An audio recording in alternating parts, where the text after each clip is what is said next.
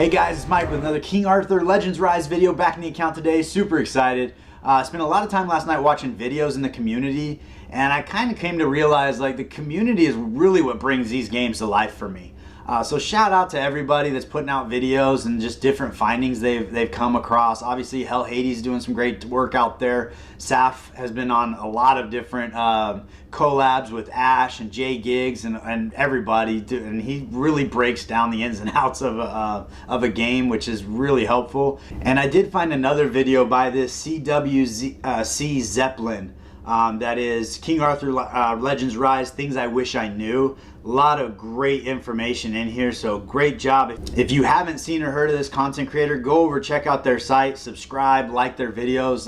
They have a lot of good information out there to really help you get your account started in the right foot. Talking about Morgan and another legendary champion that's farmable, that can do amazing work for you, and then demonstrates that. He's got a couple videos on that as well, but absolute gold mine of knowledge there. So the first thing I want to talk about today is one of the biggest bonehead mistakes that you could possibly make in one of these games that I have done. So when you're summoning your characters, you have the ability to summon, you get these tokens, which are they're a little more rare. They're not quite as common as like the special summons. You get these a lot more frequently, and we are going to do summon pulls later on, so stick around. But what I did, like a bonehead, is you, after 60 pulls, you're guaranteed to receive the champion that is in advertisement. This is a 4-day event, so getting 60 of these summons is probably not going to happen, especially in your first 5 days in the game. Maybe later on, when we can figure out where these come from, we can kind of get a better idea. There are a lot of progression rewards that do get you some of these early on, but I don't think you're going to get to 60. So in that space, you can do this one here with Series, or you could do this one here with Bedivere. Now, of the two of them, from what I understand, Bedivere is the clear choice here. That might not be the case, but from what I understand, he's the best damage dealer in the game.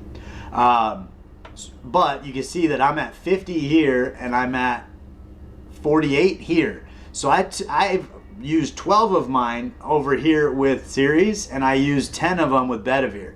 So to spread them out to guarantee me one of these champions is the dumbest thing I could do. You want to pick one and go for it. The reality is I'm probably not going to get enough to summon either of these characters, so what I'd probably do is hold on to these until I have 60. So then when another event comes in, I can guarantee that I get that champion instead of pulling them early, which is you know, the bonehead thing. And then also pulling all in the same and not spreading them out, because here technically I'd need to get 120 to guarantee I get both of these champions. The other thing you'll see here in this is you see this summon 10 times to get a rare or higher hero guaranteed. If you do individual summons, it's not guaranteed. So on this particular one, I summoned 2 without doing a 10 pull, and I didn't guarantee myself that champion.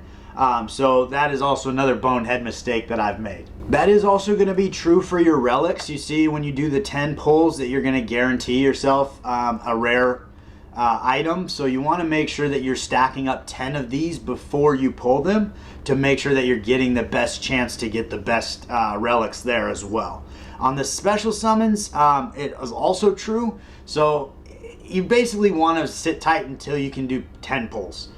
Is what I'm kind of gathering from this game. And in the beginning of the game, you do stack these up pretty quickly, but as soon as they hit your account, you're kind of eager to start pulling them. Another way you can summon characters is in these with these tokens. So this here is, as far as I understand, is Mysterious Hero Summon.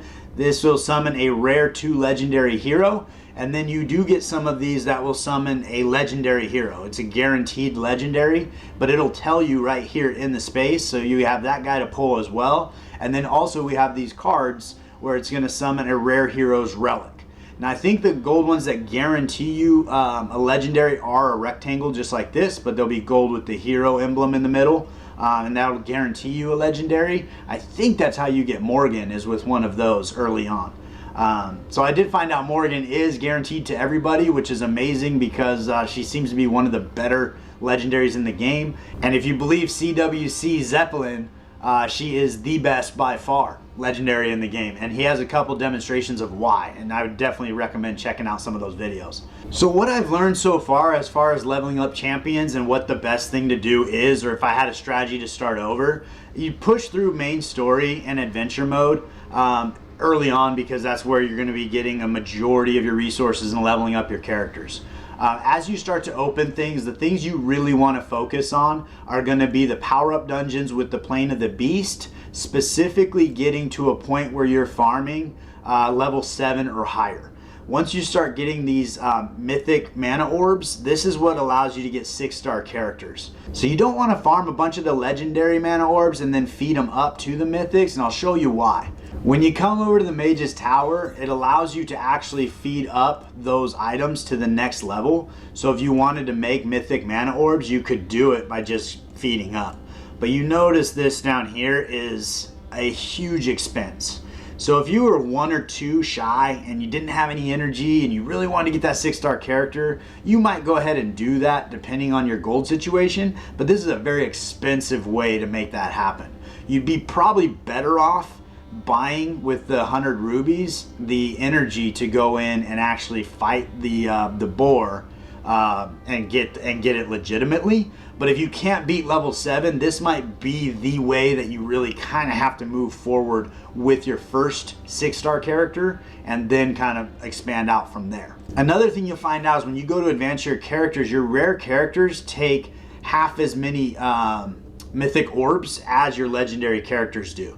So basically you can get 2 6-stars for the price of 1 if you go straight to your legendary. So the idea is, typically you get a bright shiny thing, legendary, and you want to max that character out. That may not necessarily be the best course of action. You might look to actually bring in, I think Kay is highly recommended as one of your first 6-star characters. Also Anguish, from what I understand, would be a good choice in the rares. That's this guy here.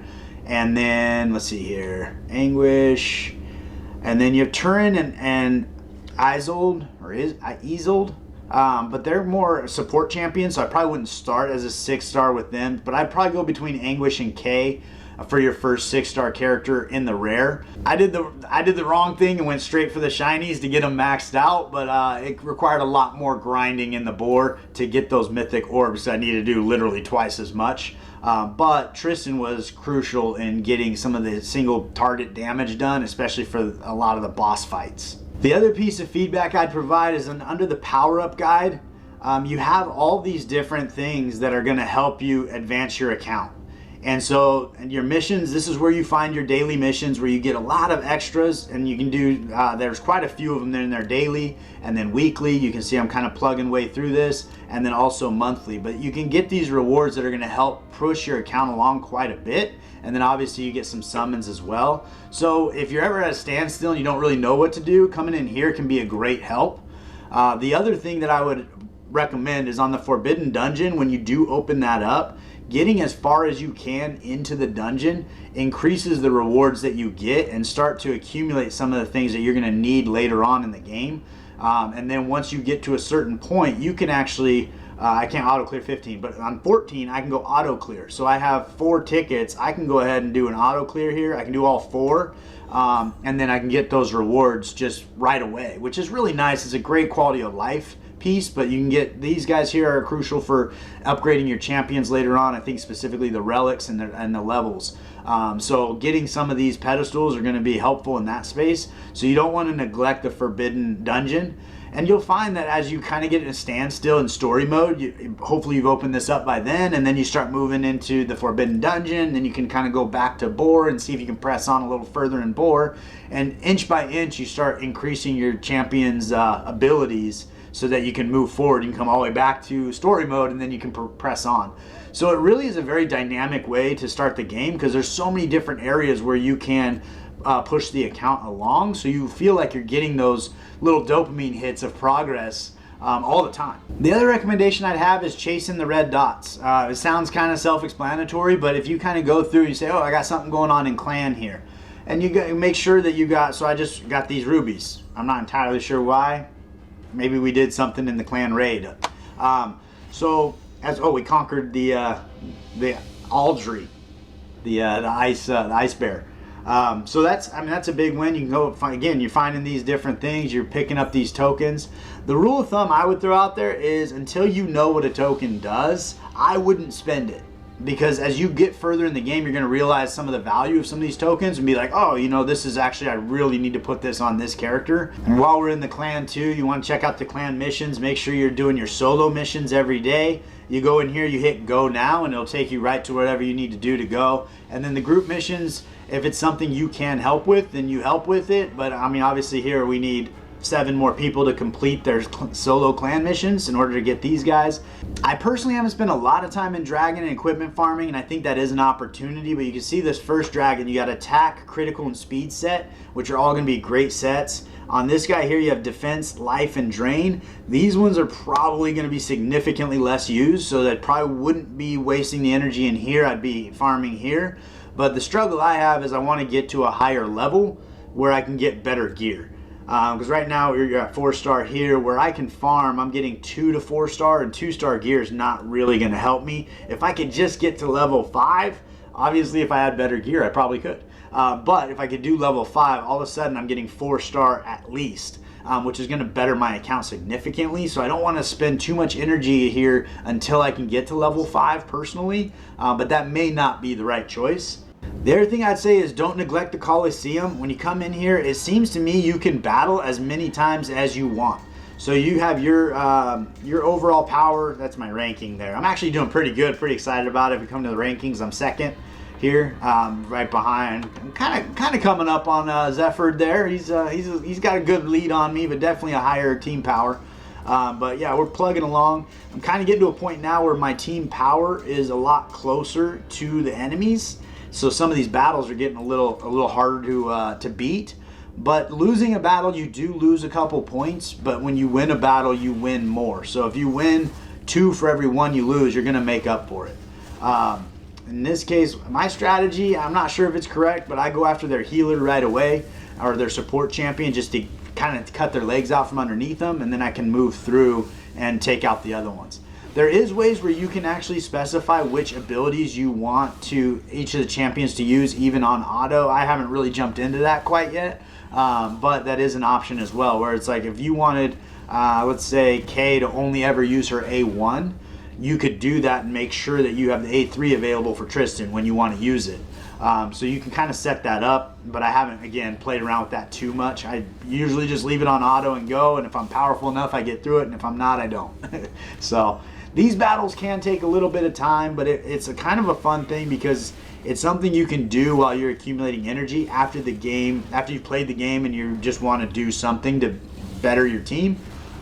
This is a great way for you to kind of press on and get better rewards. And there are some great rewards in the shop for Arena, and we'll take a peek at that. Taking a look at the Arena shop, we actually have some really good things going on in here. And I'm going to link below the video to CWC Zeppelin video regarding this Sergius and Morgan combo and why that's so effective.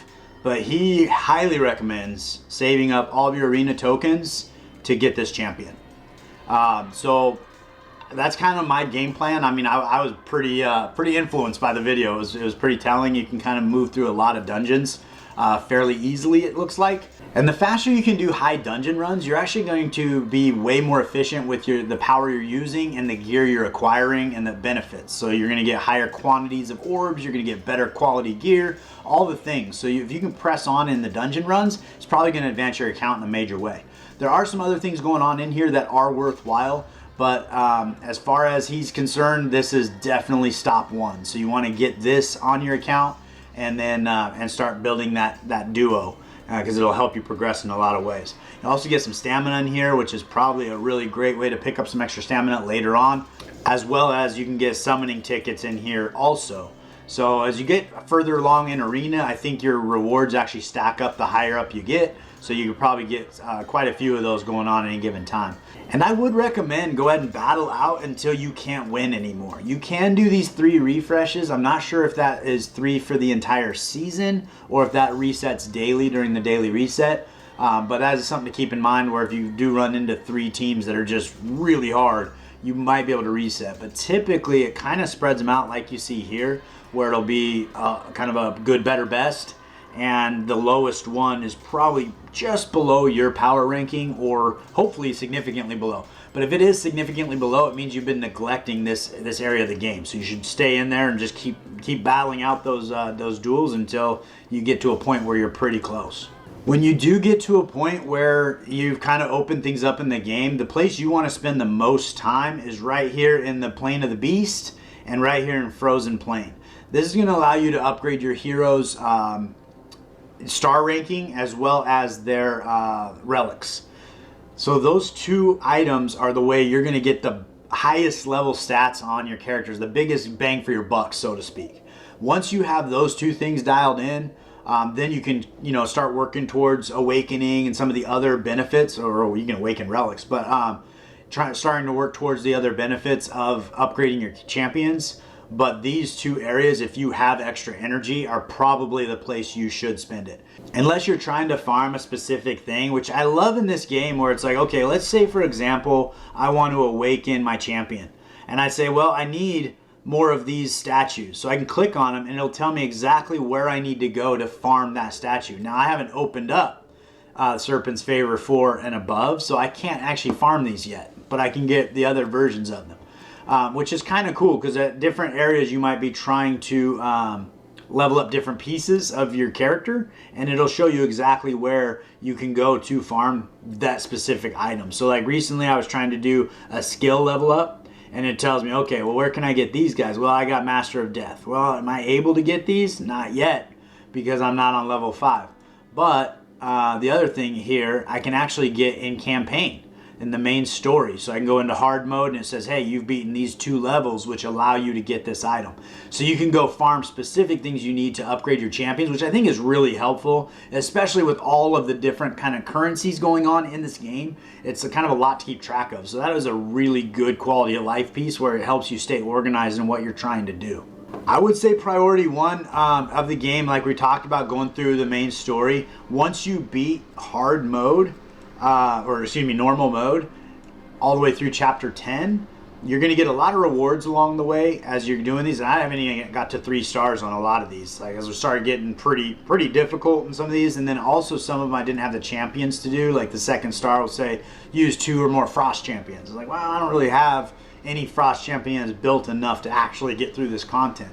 So it'd be something to work on later, but as soon as you beat this, it starts opening up other aspects of the game, specifically when you get into hard mode, I think all the way through like 2.7-ish, somewhere around there.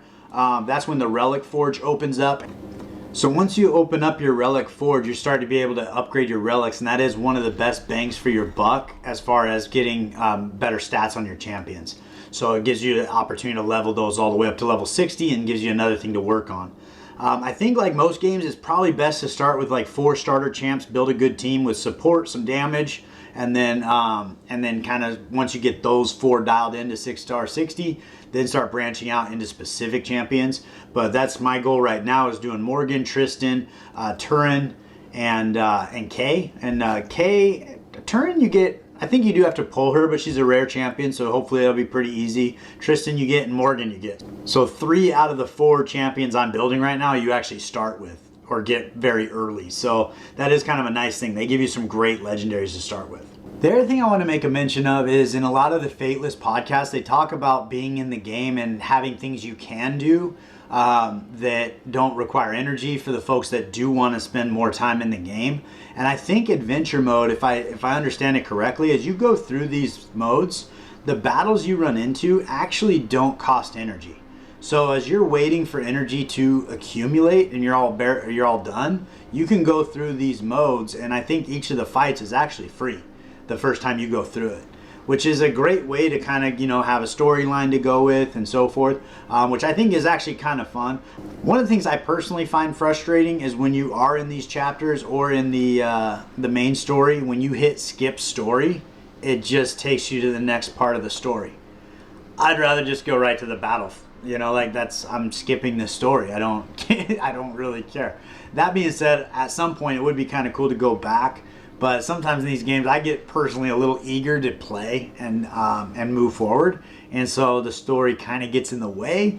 Whereas later on, it'd be kind of fun to go back and see the story after I'm accumulating power or I have some downtime. But that is a cool mode of the game where you can play it without utilizing energy. The other thing is restricted, the Forbidden Dungeon. And here you have a different currency that you're using or a different ticket to utilize. And sometimes as you progress through here, I'm pretty sure I've actually received energy so that I can keep fighting in other dungeons. So that's another way that you can kind of get a little more playtime if you're looking to expand how much playtime you're getting. So we're gonna go ahead and jump into Lake Avalon and pull some champions. I think I have a 10 pull of these normal ones and then the special. We're gonna hold off on these until I get a 10 pack because I've learned from my mistake. Also, we're gonna hold off on those until we actually have 60 of them so I can guarantee myself a champion next time around. But we're gonna go ahead and get these pulled. One thing I did want to mention is on these summons with the drop rates, it's kind of a unique balance where you obviously with 19 legendaries in the game, the drop rates have to be fairly low, but over time you get more and more champions. Now I was watching one of the podcasts, I'm not sure which episode it was, but Simon was talking about how you wouldn't really want drop rates that were significantly better than what was going on in Raid, just because it wouldn't make the game fun if you just acquire every champion. And I think he has a point to that. The thing is with Raid is they started out with the drop rates they started before they had a dupe system at all, and they had a substantial amount of champions. So the problem with that is it's really hard to get any particular champion. Then when they added the dupe system where now you need to pull a champion 5 times to max them out, those drop rates should have got significantly better, but they didn't. And on top of which you have the champion pool got even bigger, and now you're trying to get 5 copies of the same champion. So in here you have the chivalry where you're going to pull essentially 11 champions in order to max out your character. But the great thing about the system they have here that I think Raid is falling all over themselves on is if I want to go into chivalry on Morgan, and let's just say my RNG kills me and I never pull another Morgan, we get these tokens right here, and there's a backup plan for me to actually go in here and get chivalry on my champion, even if my RNG completely hoses me for the next year and a half. There is an avenue for me to ascend a champion. Whereas in Raid, that's not an option. And your drop rates are straight garbage, and you're trying to get 5 drops of a Trunda out of, 400 legendary champions, and you get 1 or 2 drops a month. It's extremely frustrating. Here, I think it's a lot more exciting to have those drops come in a little more frequently. You get a little more hit of the dopamine, and then at the end of the day, you can start to work through the chivalry, and you need quite a few copies, which I think is necessary in this game right now because there's only 19 legendaries. The other aspect I would say is later on, if I get to Morgan completely maxed out, if I pull another Morgan, I'm hoping there's a way to convert her into these tokens, like even if it's only 10. Where it's half of what I need for another champion, but at least there's still a benefit to me pulling that legendary champion. Haven't got there yet, but hopefully that's a thing, and I think Raid could take some serious notes here because this to me is a much better player experience than playing a game for 5 years and not getting a Rhodos, for example. So without further ado, we're going to jump into Lake Avalon, see if we can get a little bit lucky here. We start with the 10 pack of the normal summons, so hopefully we can get a rare or 2 out of here. And we would love to see Kay or a Turin, somebody that I'd be able to. We got 0 rares. I actually don't know that I like that it shows you that right up front because it kind of takes away from the excitement. Like I already know I got trash, so it's not really something I can be super excited about every time I'm clicking through to see who I got. So I don't know that I don't like it though, because it does expedite that process, so it's kind of nice. But it is part of the reason we do these games is for that moment of suspense, which in this case was very, very brief. Here we're guaranteed to get at least 1 rare uncommon through legendary, so we shouldn't get any commons in this 10 pull. But hopefully we can get a legendary on the account. I know the last couple pulls I've had haven't been so lucky, but actually, let's see here. We're 45 away from pity, so I guess I can't complain too much. I guess I was spoiled early on with getting a Morgan and a Tristan, but hopefully we can get. It would be great to get another Morgan, but I would like to see some other characters on the account at this point. I would love a Bedivere. Let's see. Oh, we got a legendary, so this is super exciting. This guy here is actually the one guy I have not pulled yet, so he is new for me on the uncommon. So that's pretty cool too. I haven't really looked through his kit. Frederick I am building because he's part of the Serpents, and I'm trying to get those tokens or the statues to upgrade my my Morgan. So that's a good pull for me. Ralph, I haven't really spent too much time with. Pelgraph, Aaron. Here we go. Launched arrow, my hand. Okay. All right.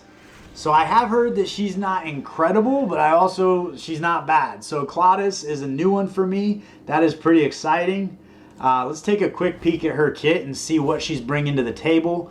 Got another Urians here. And then Aaron. All right. So I'm going to say, hey, that was a pretty good pull. From there, let's go back actually real quick and see if it resets my pity. And it did. So that was at the three other pulls after my legendary. So it's back to 57. I think that is awesome. I'm really excited about that. The pity system to me feels good. Like it feels like, hey, the worst case scenario, I have to pull 60 shards to get myself, I don't know if they're shards, that's raid speak, to get myself a legendary, and hopefully you don't run into that pity, but it doesn't feel awful. When you pull 220 ancient shards to get one legendary and then it ends up being a garbage dupe, like a Gerp Tuck Mossbeard, and you're like, oh god, that was 220 ancient shards. I mean, that's months of saving ancient shards for a Gerp Tuck. You know, it's like, it's just so frustrating. But anyway, I digress. We're excited right now. We're not frustrated. Let's go in here and take a look at Claudis. Let's see here. We sort here by legendary. There she is. All right. And we can go into her skills here. So we jump into her A1. She attacks one enemy, damage 51% of attack. So it's a single target. Let's see here. We set in the A2, 100% independent chance to grant each ally attack speed increase. So that's actually pretty cool. Attacks all enemies twice. Total damage is pretty good. 50% independent chance of the last hit to reduce attack gauge by 20. So there's a turn meter reduction. So that's actually pretty good. I'm liking her kit so far. And then attack one enemy, damage 207% of attack, 70% chance to inflict confusion. Confusion in this game is actually pretty cool because they actually go and hit their ally instead of you. So they're not only are they missing a turn, they're actually doing damage to their ally. And depending what vigor option they're using, they might be using a strong hit and bringing down the vigor of the team as well. Which is pretty cool. So I think she's actually a pretty exciting champion to add to the team. So she is actually a Fox faction. I'm not sure what the name of that particular faction is, but that's also Turin. And right now Turin's the only character I have that's worth anything. So I can't really farm statues for her because I don't have a damage dealer. Like, she can keep herself alive, but those battles last forever, and then she can't really do enough damage to do anything. So building Claudis alongside her will help me start progressing in that faction. I did want to take a minute to talk about the Vigor in this game because it is unique to this game as far as I know. So you have a total bar here of counts up to 5, and each champion has a ability that'll use 1, 2, or 3 Vigor. Depending on what's available at any given time, this is for your entire team. It's not for each player. So if you have 5 Vigor available, whoever is up is going to use their 3 Vigor ability unless you otherwise tell them not to, and it goes down. So if you had 5 and then it goes to 2, every time it moves to the next champion, you get 1 more Vigor back. So they would have 3, so you get their 3rd ability, and then their Vigor 3 ability, and then they would be on Vigor 1 because you would have completely drained it. So you have to be a little bit careful here because what'll happen, and I wasn't attacking their healers, so now I'm probably going to lose this battle. But what'll happen is your damage dealer may not ever get their Vigor 3 going, so it is kind of good to pay attention to. I'm not sure who just revived her. I didn't even realize I had a reviver on my team. I might have to look into that. I didn't realize that was a thing. But you need to pay attention to the Vigor to make sure your damage dealer is going to use their big hit every time. And then like the healer will sometimes heal when they don't need to, but that might be their Vigor 3 where they're using Vigor and taking it away from another champion. So if you are struggling with content, sometimes going through in manual will allow you to kind of work through that issue. Although I did just learn in Arena, if you're going through in manual, you're timed. And if you take too long to select what you want to do, you actually just lose a Vigor and lose your turn. It moves on to the next person. So that was a fun thing for me to learn. But I figured I'd touch base on that because it is kind of unique and it took me a minute to kind of understand what was going on there.